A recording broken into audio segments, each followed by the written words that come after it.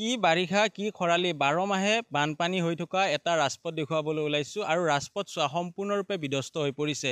মই উপস্থিত থকা এই স্থান হৈছে ধলবমা কালী মন্দিৰ পথছোৱা আৰু এই পথছোৱা যিফালে চোৱা যায় সেইফালে বৃহৎ বৃহৎ গাঁত। এক প্ৰকাৰ বৰষুণ দিলেই ইয়াতে এক আঁঠু পৰ্যন্ত পানী হয়।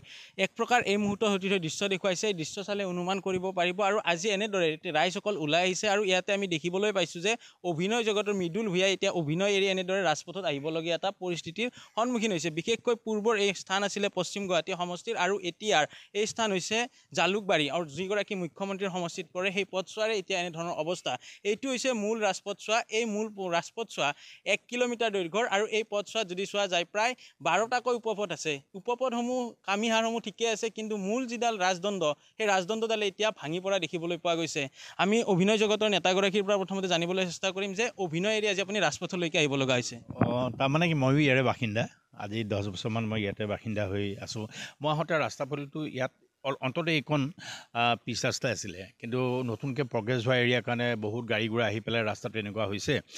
আৰু আমাৰ এটা ডাঙৰ আশাই আমি আপোনালোকৰ ৰাজত ক'ব বিচাৰিছোঁ যে এই সমষ্টিটোৱে এতিয়া আমাৰ মাননীয় মুখ্যমন্ত্ৰী ডাঙৰীয়াৰ সমষ্টিৰ অধীনতে পৰিছে। এইটো আমাৰ কাৰণে গৌৰৱৰ কথা আৰু আমি তেতিয়াৰ পৰা আমি অহা যোৱা কৰি আছোঁ আৰু ইতিমধ্যে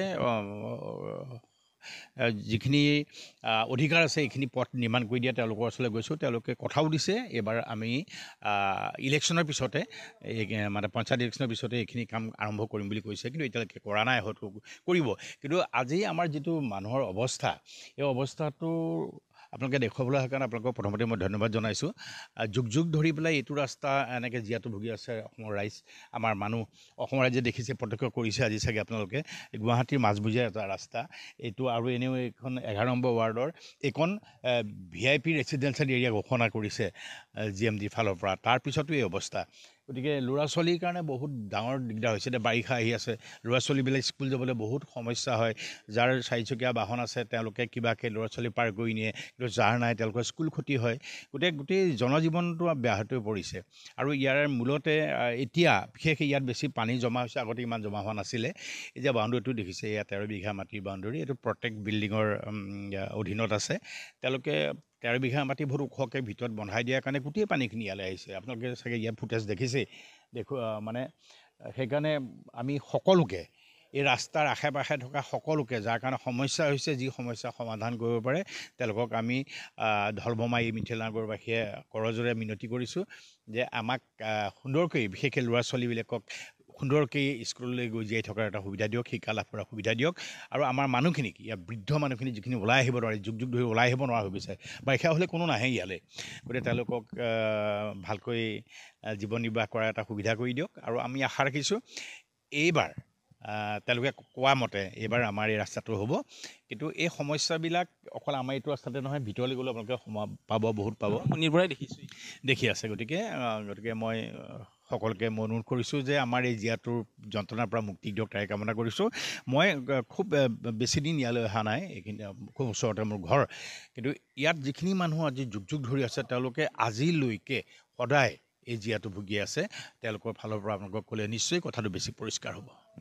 তেখেতে কেইবাটাও গুৰুত্বপূৰ্ণ কথা কৈছে যে এইখিনি স্থান GMDয়ে VIP ৰেচিডেঞ্চিয়েল এৰিয়া বুলি ঘোষণা কৰিছে। মোৰ সতীৰ্থক সোঁফালৰ দৃশ্য দেখুৱাবলৈ অনুৰোধ কৰিছোঁ যে এই যিটো এই দেৱাল দেখিছে, দেৱালৰ ভিতৰত 13 বিঘা মাটি যিগৰাকী অশোক সিংঘাল পূৰ্বৰ গুৱাহাটী উন্নয়ন দপ্তৰৰ মন্ত্ৰীত আছিলে সেইগৰাকীৰে মাটি হয়। তাৰ পিছতো কিন্তু এই ৰাজপথছোৱা এতিয়া সম্পূৰ্ণৰূপে বিধ্বস্ত হৈ পৰিছে। কোনো ধৰণৰ কাণ সাৰ দিয়া নাই বা গুৰুত্ব প্ৰদান কৰা নাই। ৰাজপথ নিৰ্মাণৰ বাবে দাবী জনাইছে।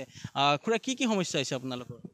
এনেইতো কোনো ৰাতি বেলি বা দিনৰ পোহৰেও অহা যোৱা বন্ধ হৈ গৈছে ইয়াত। খুবেই অসুবিধা। ল'ৰা ছোৱালীটো লগে, চাকৰিয়ালবিলাকৰো সময়ত গৈ পাই নাই, সেইও এটা সন্দেহজনক কথা।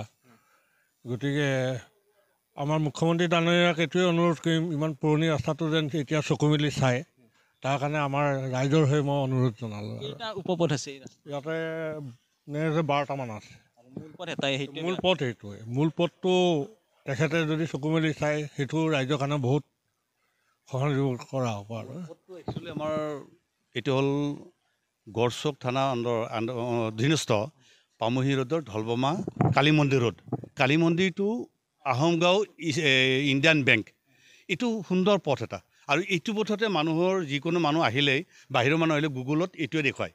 আৰু যিকোনো মানুহবিলাক সোমাই যায় নাজানে কিন্তু অৰ্ধাংশ যেনে তেনে কষ্ট কৰি গৈ আধাৰ পৰা আকৌ ঘূৰিব লুটি খাই আহিব লগা হয় গতিকে এই এটা ডাঙৰ এটা মানে পৰিৱেশ এটা আমি দেখা পাই থাকোঁ সদায় কিন্তু মানুহৰ গুগলত যেতিয়া মেপত চাব তেতিয়া এইটো ৰাস্তাই দেখা শ্বৰ্ট বিশেষকৈ এইটো এটা চাওক আমাৰ এই অঞ্চলত যথেষ্টখিনি মানুহ আছে ইয়াত ল'ৰা ছোৱালী স্কুলত যোৱা নাম্বাৰ 1 2 নম্বৰ তাতকৈ মেইন কথা হ'ল কি যদি আজি বেমাৰ আজাৰ হৈ যায় মানুহখিনিৰ ইয়াৰ ওচৰতে আমাৰ খুব ভাল এটা আছে আমাৰ আয়ুচন্দা নাৰ্ছিং হোমখন কিন্তু আমি যাব নোৱাৰোঁ আয়ুচন্দালৈকে কিয়নো আমাৰ ৰাস্তাটো বেয়া গতিকে আমাৰ মানুহখিনি বিপদত পৰি কোনফালে ঘূৰি ঘূৰি যোৱালৈকে হয়তো বেমাৰীজন হয়তো মৰি যাব পাৰে আধা ৰাস্তাত এনেকুৱা কণ্ডিশ্যনো হয় সেইকাৰণে আমাৰ চৰকাৰলৈ বা আমাৰ এটা ৰিকুৱেষ্ট কি কালী মন্দিৰটো আহোমগাঁও যিটো মুখ্য পথ এই পথছোৱা আমাৰ সুন্দৰ কৰিব লাগে আমি এইটো মুখ্যমন্ত্ৰীৰ ওচৰত আমাৰ অনুৰোধ ৰাইজৰ ফালৰ পৰা এনেদৰে তেখেতসকলে অনুৰোধ কৰিছে আৰু GMD যিহেতু VIP হিচাপে ঘোষণা কৰিছে তাৰ পিছতো গুৰুত্ব দিয়া নাই এগৰাকী বাইদেউ আছে কিয় আজি ওলাই আহিব লগা হৈছে চাওক বিশেষকৈ ইয়াৰ ৰাইজেতো ইমান দিনৰ পৰা লাগি থকাই মই শুনিছোঁ কিন্তু এতিয়া প্ৰব্লেম হ'ল মোৰ হাজবেণ্ড মোৰ লগত নাথাকে যে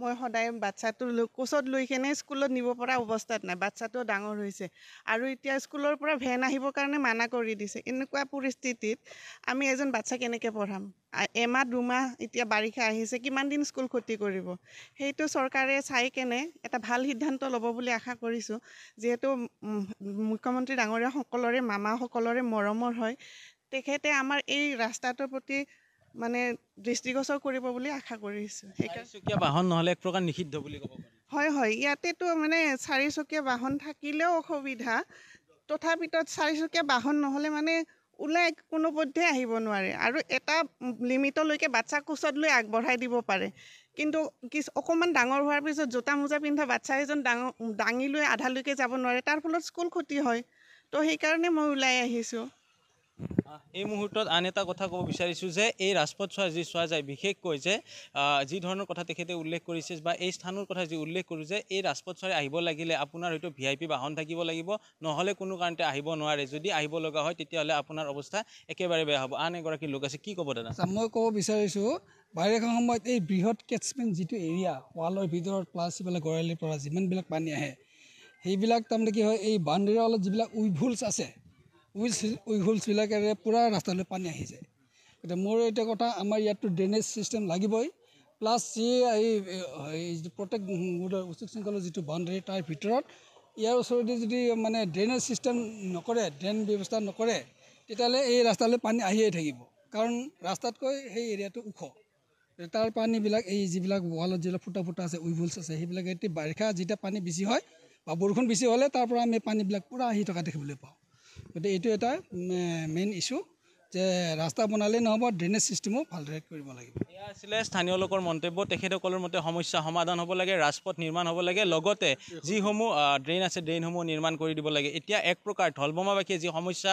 মুখত পৰিছে সেই সমস্যা সমাধান হওক তাকে কামনা কৰিছোঁ আৰু আমাৰ জৰিয়তে মুখ্যমন্ত্ৰীলৈকে সেই আহ্বান ৰাইজে জনোৱা দেখিবলৈ পোৱা গৈছে আৰু এটা কণমানি দেখুৱাইছে এই মুহূৰ্তত তেওঁ স্কুললৈকে যাব লগা হৈছে সেই বোকা পানী খচি বিদ্যালয়লৈকে যাব লগা হৈছে এই মুহূৰ্তৰ দৃশ্য আৰু এনেধৰণে এতিয়া বিকশিত গুৱাহাটী মহানগৰীৰ দৃশ্যসমূহে প্ৰতীয়মান কৰিছে যে উন্নয়ন কি পৰ্যায় দিছে বা উন্নয়ন কিদৰে আছে এয়াই হৈছে দৃশ্য আৰু এই মুহূৰ্তত দেখুৱাইছোঁ যে আনগৰাকী শিশুগৰাকীয়ে এনেদৰে বোকা পানী খচকি এই ৰাজপথছোৱাৰে গৈ থকা দেখিবলৈ পোৱা গৈছে এয়াই হৈছে উন্নয়নৰ গুৱাহাটী মহানগৰীৰ দৃশ্য VIP অঞ্চলৰ দৃশ্য য'ত GMDয়ে VIP বুলি ঘোষণা কৰাৰ পিছতো এনেদৰে পিছ পৰি ৰৈছে অঞ্চলটো এতিয়া অঞ্চলবাসীয়ে বিচাৰিছে যে এই স্থানসমূহ সম্পূৰ্ণৰূপে নিৰ্মাণ হওক সুকলমে এই ৰাজপথছোৱাৰে আহ-যাহ কৰাৰ সুচল ব্যৱস্থা কৰি দিয়ক তাকে কামনা কৰা দেখিবলৈ পোৱা গৈছে আপুনি বিচৰা বাতৰি পাব কেৱল নিউজ 18 এপত নিউজ 18 এপ ডাউনলোড কৰিবলৈ স্ক্যান কৰক এই QR কোড গুগল প্লে ষ্টৰতো পাব এই নিউজ 18 এপ